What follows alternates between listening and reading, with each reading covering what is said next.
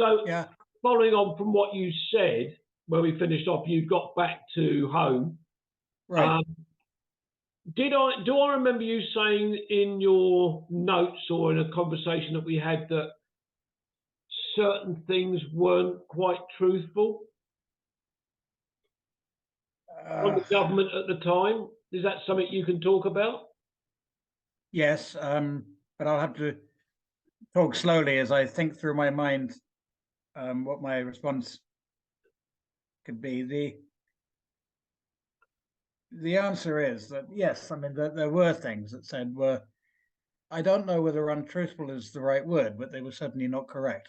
Right. Okay. Yeah. Yeah. So in what aspect are we a relation to were they not correct?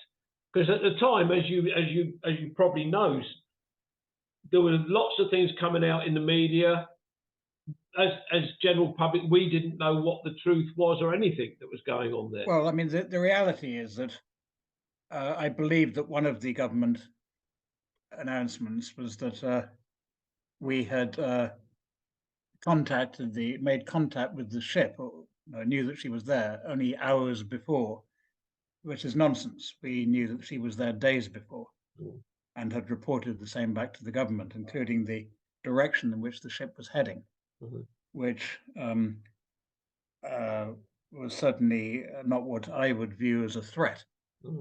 He was going at great pains not to enter the exclusion zone, which I think would tell anybody that they're abiding by the inverted commas rules of war. Yeah, of course, absolutely. By what the British government had requested. They were outside the exclusion zone, and in fact, the last time that we watched them, they were actually heading west, which puts them heading away from the Falkland Islands. Yeah, sure. Now, there is a group of people, one lobby that has said they were steaming back home. But in fact, as I think you are aware, I actually met the captain at Belgrano 2 years later. And Commandante Bonzi's statement was that he would have absolutely have engaged the British had the requirement arisen to do so. And the other thing is that it's very normal in a hostile situation for ships to head in one direction, but occasionally to alter course, not for any reason other than so that they are not on a permanent heading that can be interpreted by the enemy if that's the course he's on. Would give them a lot of information. Yeah. So there's one version of it which is called zigzagging. Yeah. It's not unusual for vessels to go in one direction for 3 minutes and then change direction and then change direction so that the hostile, the enemy so-called, cannot pinpoint your direction and your angle and all this type of thing. Yeah. Bonzo certainly stated in words, I believe, that yes, he would have turned around and come back. He was not heading back home. Yeah. So there were two schools of thought about this, but she still, however, was not what we, I believe, on board would have regarded as a threat. Right. So go on, carry on. When the first signal was received suggesting that we had been given clearance to go in and attack, we were having a lot of communication problems, and actually a lot of our signal traffic had to be transmitted via New Zealand. Oh gosh. Our signals from the UK. Yeah.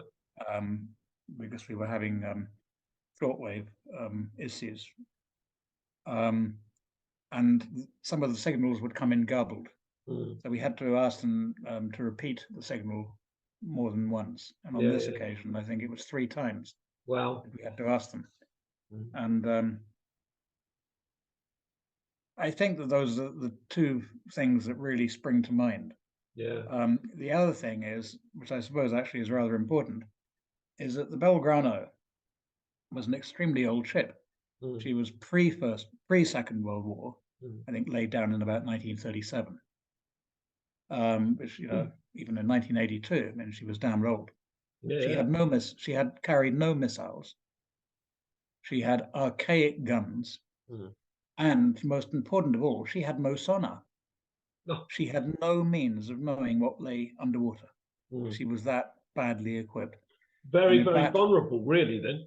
She was actually, yes. I mean, she was protected with 2 frigates. Yeah.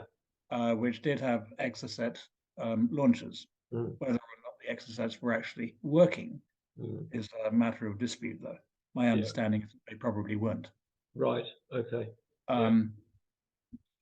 When I stayed at the house of the third in command of the Belgrano, I stayed with him for 2 or 3 weeks.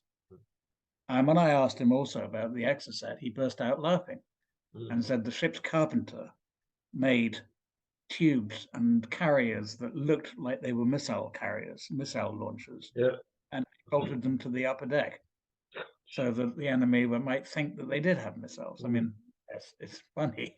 They didn't make a movie. But so, no, I mean, she had and the other thing is about the Belgrano, is that about 90% of her crew were young conscripts. Oh, really? Yes, they were not full-time regulars. I have been in touch for 15 years. Actually, he's collaborating with me at the moment on 2 enemies' diaries because he wrote a diary too. Okay. His name is Santiago Beloso, and he was a 19-year-old gunner on one of the gun turrets on the Belgrano when it was hit and was blown off the gun turret. Wow. And spent 36 hours in a life raft in the freezing water. I was introduced to him in 2012 by a PTSD doctor from Argentina. Yeah. And we've been good friends, although we've never met. Yeah. I've heard his voice once. And the podcast that's coming out in May, they've also recently spoken with him. Yeah. And so, you know, he's described to me a lot of the details on board, and I think it was fairly well known that the Belgrano was no big deal, really. Yeah. And so this is a lot of the, I mean, I do not know, it's my bottom line. I have strong feelings that it is correct that the government gave incorrect, which resulted, you know, people call it misleading or lying. I don't want to use the wrong word. Yeah, of course. Yeah, I understand that. But by sinking the Belgrano, it would have made a very firm statement that the British were serious and actually did end up sending the entire Argentine fleet back home. Yes, I do vaguely remember that they said that the fleet had gone home. But was it necessary in the first place? I think is a very dubious thing. Yeah. You know, there had been minor things in South Georgia, and a couple of guns here and there, and a corvette. But I mean, it had certainly not escalated into a war until we fired those torpedoes. Yeah, of course. Yeah. So, with the experience that you've obviously had, you've had to wait 30 years or something before you could discuss any of this. Is that right? Because the Official Secrets Act, I suppose. Well, yes and no. The Official Secrets Act actually lasts for the rest of your life. Oh, okay. Technically, anything that you say that is subject to it, and you signed the Official Secrets Act, means you can never speak about it. Right. Unless somebody actually says you may now speak about that. What happened was, of course, that my diary, I had written a long, very lengthy diary every day in front of other people in the wardroom on the dining room table.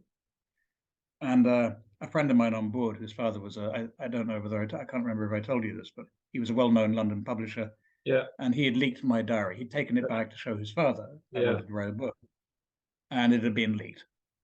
And this is where to go back to your question.